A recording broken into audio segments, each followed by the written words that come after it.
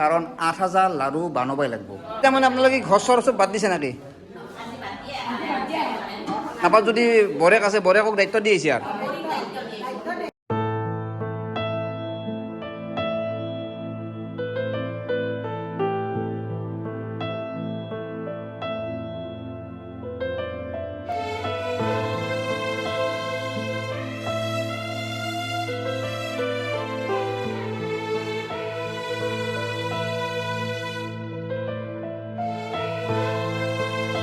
দেখাই পাইছে বাপ বান্ধৱ আৰু আই মাতৃ সকলো আছে। বাপ বান্ধৱে এনেকৈ লাড়ু বনাই আছে দেখাই পাইছে আপোনালোকে।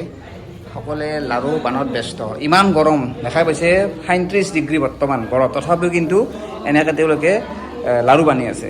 নকুল দা, আপোনালোকৰ আজি লাউৰা নাম, গতিকে লাউৰা নাম বুলি কোৱা হয়, নিশ্চয় লাউৰা নামত কিবা অৰ্থ আছে।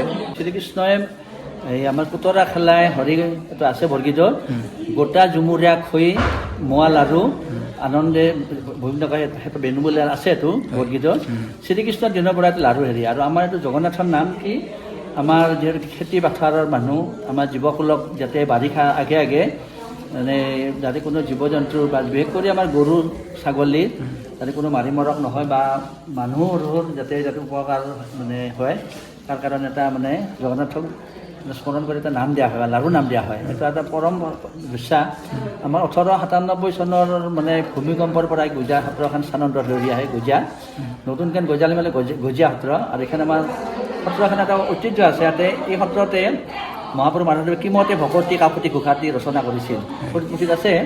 গতিকে সেই মহাপুৰুষ মাধৱদেৱৰ দিনৰ পৰা বা আমাৰ মথুৰা কি নাৰায়ণ ঠাকুৰ এটা বনৰা সত্ৰ আছিল, তাৰে পৰা ১৮৯৭ চনত যি স্থানান্তৰ হৈ সেই পৰম্পৰাভাৱে চলি আছে। আমাৰ ঢেঁকীত এই পিঠাগুড়িখিনি খুন্দা হয়। ইয়াত শৰণ হোৱা মানুহে কামখিনি কৰা লাগে। ইয়াত শৰণ ভজন হোৱা মানুহখিনি এইখিনি আগভাগ লয়। আৰু যিখিনি মহিলাখিনিয়ে কৰি আছে আমাৰ আই মাতৃভাৱে, তেওঁলোকে মানে নামঘৰৰ লগত জড়িত হয়, তেওঁলোকক মানে নিয়োজিত কৰা হয়। আৰু এইটো পৰম্পৰা আজি বহু বছৰৰ পৰা চলি আছে। কিমান বছৰ নাজানো আৰু মোটামুটি আটা পিঠা দিনৰ পৰাই চলি আছে এইটো। মানে ইয়াত কিমানমান লাড়ু বনোৱা হ'ব আজি? ৮,০০০ হেৰি হ'ব লাড়ু। ৮,০০০ চাওক, ৮,০০০ লাড়ু বনোৱা হ'ব। ৩ মনৰ বেছি হয়। চাউল ক'ত খুন্দে আপোনালোকে? চাউল যদি আমি ঢেঁকীতে খুন্দা হয়। চব ঢেঁকী? ঢেঁকীত মানুহৰ ঘৰত ঢেঁকী খুন্দা হয়। আজিকালিতো ঢেঁকী নহয় হৈছে। ঢেঁকী তথাপি আমাৰ গাঁৱত ঢেঁকী আছে, আমাৰ ঢেঁকী আছে, ঢেঁকীত খুন্দা হয়।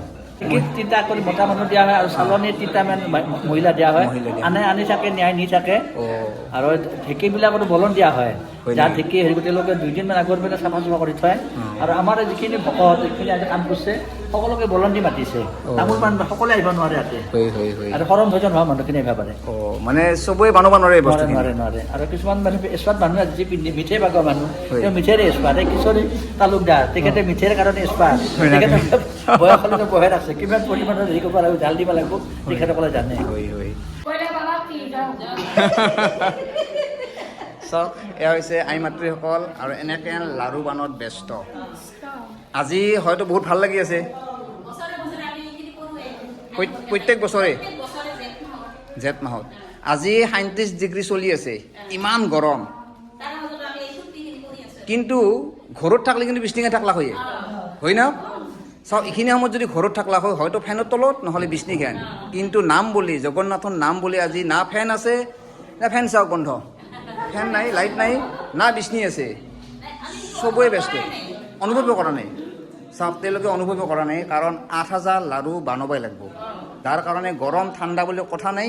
৩৭ ডিগ্ৰী চলি আছে, তথাপিও কিন্তু ফেন নাই, না বিচনী আছে, চবৰে হাতে হাতে কেৱল লাড়ু। চাওক, ধুনীয়াকৈ বানি আছে, খালী ব্যস্ততা। এয়া হৈছে গজিয়া সত্ৰত আজি হ'ব লগা জগন্নাথৰ নাম, অৰ্থাৎ লাউৰা নাম বুলি কোৱা হয়। আজি তাৰমানে আপোনালোকে ঘৰ চৰ চব বাদ দিছে নাকি?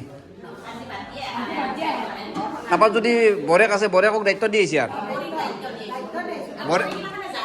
জানেও। আজি মুঠতে সাহেকক নাপয়, আজি সাহেকক নাপয়, মুঠতে বৰেক গিলানে আজি যি চব বৰেকে কৰিব লাগিব, সমস্ত দায়িত্ব দিছে আজি। তো চাওক, ৰাতিপুৱা কেইটা দিছে আপোনালোকে?